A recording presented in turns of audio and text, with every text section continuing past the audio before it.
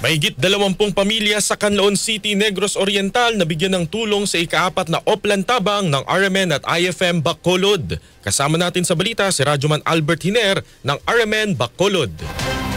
25 pamilya na namatayan sa gupit ng Bagyo Tino sa Canlaon City, Oriental Negros ang nakatanggap ng tulong pinansyal sa pang-apat na RMN Oplan Tabang Negros. Personal na inihatid ng Oplan Tabang team sa pangunguna ni DYHB Station Manager Dr. Johnny Bigay ang 3,000 pesos at 5,000 pesos na tulong pinansyal sa bawat pamilya. Kasama sa nabigyan tulong pinansyal ang pamilya Espora na namatayan ng 8 miyembro ng pamilya matapos nanod ng flash floods na may kasamang malalaking bato ang mga biktima habang nananasa ang Bagyong Tino.